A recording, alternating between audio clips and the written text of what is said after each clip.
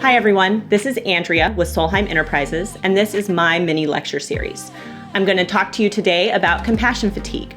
So did you know that about 55% of us feel like our work as nurses is taking a toll on our health, and almost 40% of us have often thought about quitting our jobs. Even with that being said, more than 80% of us feel like we chose the right profession.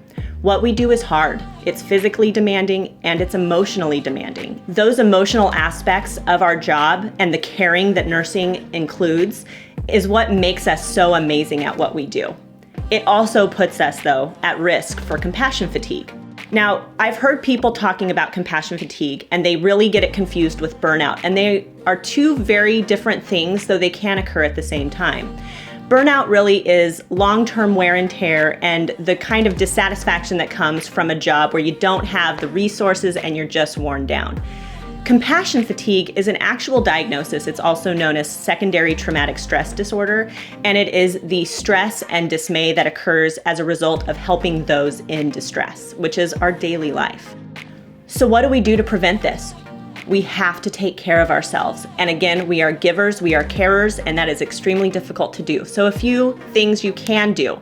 Number one, work on establishing boundaries, both in your personal and professional life. A big boundary that we can work on professionally is having respect for ourselves and making sure that others are respecting us as well, but also being careful about how much overtime we work.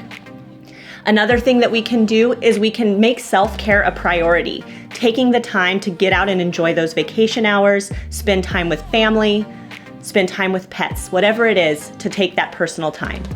The final thing that we can do is take time to process what's happening when we're at work. Often, really bad things will happen, and we immediately have to turn around and take care of the next patient. While that is a strength that we have to be able to keep going on, it also can be detrimental to our health. So take a minute to debrief and talk with your peers and let it out, because that is okay. So that's some of the things we can do to prevent compassion fatigue.